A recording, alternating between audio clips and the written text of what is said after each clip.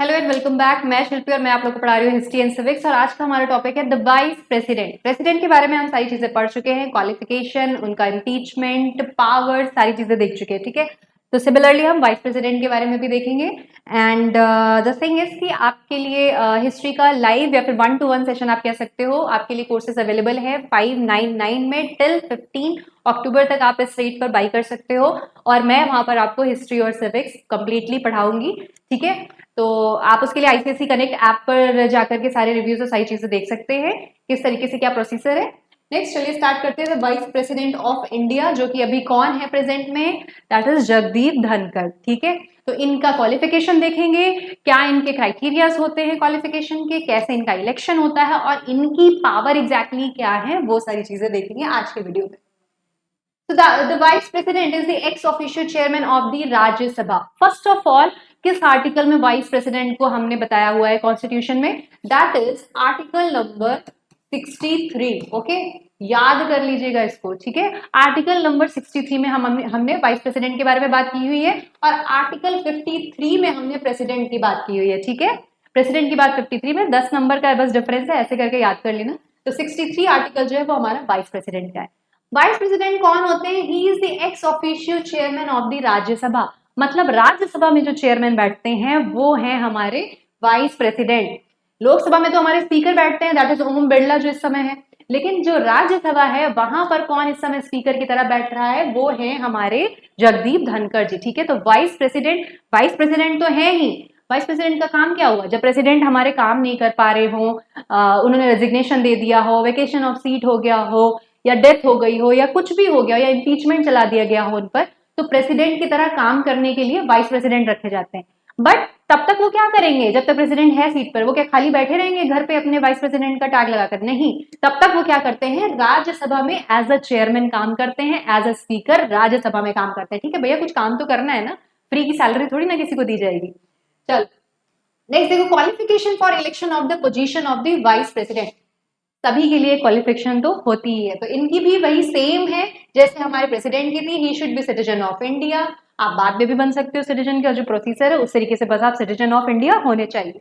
और उनकी एज क्या होनी चाहिए? दैट इज ऑल्सो 35 ईयर, जो कि प्रेसिडेंट की भी थी।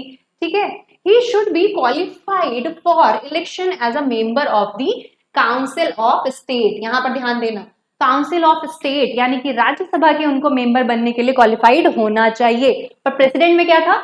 लोकसभा के लिए था। ठीक है, लोकसभा के इक्वल उनकी जो क्वालिफिकेशन है वो होनी चाहिए थी।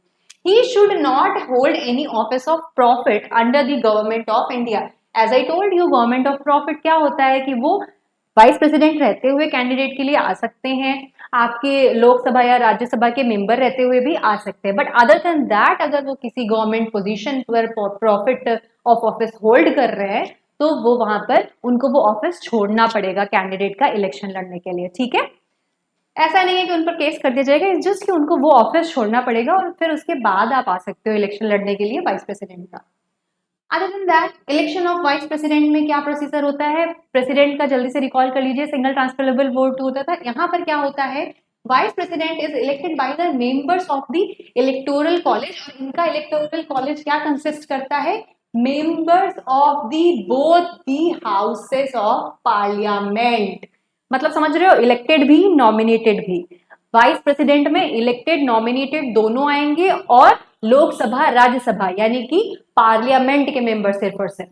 प्रेसिडेंट की जल्दी से रिकॉल करो, मैं नहीं बार बार बताने वाली हूँ। ठीक है, जल्दी आप जाकर के वीडियो देख लो फटाक से, इसके बाद में सब याद हो जाएगा। The election is held in accordance with the system of proportionate representation by the means of single transferable vote। Same system, single transferable vote. List बनाओ, नाम लिखो, 1 2 3 4 करके प्रेफरेंस दो। फर्स्ट वाली प्रेफरेंस पे अगर 50% हो गए हैं या फिर 50% से ज्यादा हो गए हैं वो प्रेसिडेंट बन जाएगा। नहीं हुआ, दूसरे पे जाओ, दूसरा वाला अगर 50% दिखा रहा है तो हो जाएगा। नहीं हुए अगर कोई भी 50%, तो हम क्या करेंगे? इलिमिनेशन मेथड लगाएंगे। इलिमिनेशन मेथड में हम क्या कर लेते हैं कि देखेंगे जिसको लीस्ट मिला है उसको क्रॉस किया, फिर चेक किया जिसको लीस्ट मिला है सेकेंड उसको क्रॉस किया, तो एट द एंड हमको टॉपर मिल जाता है। तो दो तरीके के मेथड होते हैं सिंगल ट्रांसफरेबल वोट में, जो कि मैंने ऑलरेडी आपको प्रेसिडेंट वाले वीडियो में बता दिया है, तो प्लीज वो वीडियो देखकर आओगे तो ये इजी होगा समझना। ठीक है, the voting of the vice president takes place by secret ballot. Secret ballot president में भी यूज होता है, यहाँ भी सीक्रेट बैलेट पेपर यूज होता है। एक पेपर होता है, उस पर सारा सीक्वेंस होता है, ठीक है। ईवीएम की तरह काम नहीं होता यहाँ पर, ठीक है। इलेक्ट्रॉनिक वोटिंग मशीन नहीं, सीक्रेट बैलेट की तरह काम करते हैं। The term of secret ballot पता है ना, एक पेपर होता है बैलेट पेपर, उसको बोलते हैं। द टर्म ऑफ ऑफिस कितना होता है, देखो, the vice president holds office for a term of 5 years।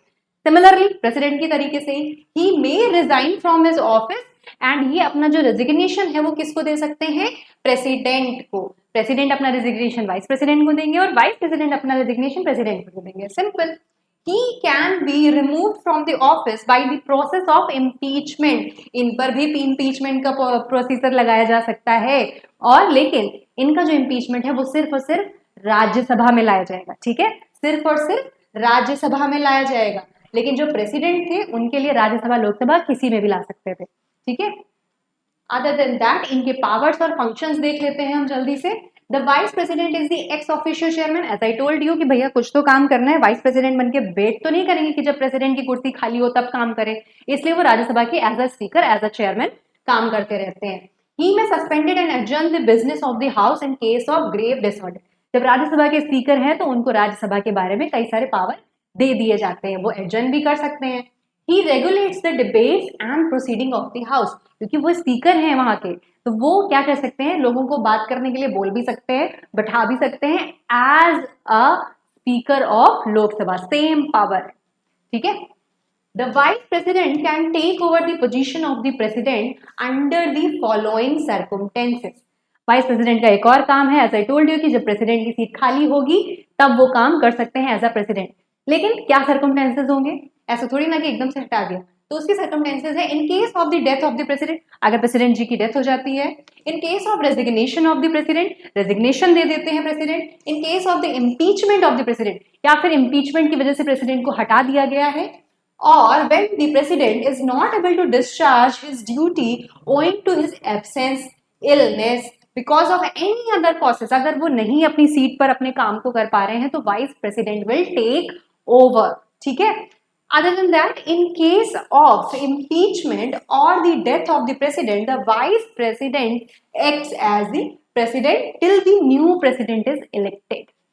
अब मान लो अभी वो बीमार हैं या कुछ ऐसा हो गया है कि वो अभी अपनी ड्यूटी नहीं कर पा रहे हैं, बट कुछ टाइम के बाद प्रेसिडेंट रिन्यू कर सकते हैं अपनी ड्यूटी, तो तब तक वो रहेंगे वहां पर वाइस प्रेसिडेंट जी उनकी सीट पर। अब अगर डेथ हो गई है प्रेसिडेंट की, इम्पीचमेंट हो गया है या फिर रेजिग्नेशन दे दिया है उन्होंने, तो वो तब तक प्रेसिडेंट बने रहेंगे जब तक कि नए प्रेसिडेंट का इलेक्शन नहीं हो जाता, ठीक है। तो दो कंडीशंस हो गई यहाँ पर वाइस प्रेसिडेंट के एज अ प्रेसिडेंट काम करने की। अच्छा, मान लो जब प्रेसिडेंट की सीट खाली है और वाइस प्रेसिडेंट जी प्रेसिडेंट बनने चले गए हैं, तो ये जो स्पीकर बने हुए थे राज्यसभा में अभी हमारे, अब वो सीट तो खाली हो गई, वहां पे कौन काम करेगा एज अ स्पीकर राज्यसभा में, कौन काम करेगा इस टाइम पे जब वाइस प्रेसिडेंट चले जाते हैं, तो वहां पर काम करेंगे हमारे deputy chairman, okay, deputy chairman. तो वो एज अ चेयरमैन तो काम कर ही रहे थे राज्यसभा में, लेकिन जब प्रेसिडेंट की ड्यूटी उनको फुलफिल करनी हुई तो एक डेप्यूटी चेयरमैन को वहां पर बैठा करके जाएंगे कि आप राज्यसभा संभालो, मैं प्रेसिडेंट की कुर्सी संभाल के आता हूँ। तो ये है हमारे वाइस प्रेसिडेंट, ठीक है, समझ आई बात। चलो नेक्स्ट हमारा रहेगा आपका एमसीक्यूज रहेंगे प्रेसिडेंट और वाइस प्रेसिडेंट के, उसके एमसीक्यूज में कराती हूँ फटाफट से। और अगर आपको लाइव सेशन में कनेक्ट होना है तो आप please go through the app, और जो भी हमारा कोर्सेज है हिस्ट्री और सिविक्स का उसको ज्वाइन कर लीजिए। वहां पर मैं आपको लाइव पढ़ाऊंगी, 1-to-1 कॉन्वर्सेशन में पढ़ाऊंगी, जो भी डाउट्स हैं, जो भी चीजें हैं, जो भी क्वेरीज हैं, सारे सॉल्व करेंगे हम और 100 मार्क्स के लिए पढ़ाई करेंगे, ठीक है। Thank you so much.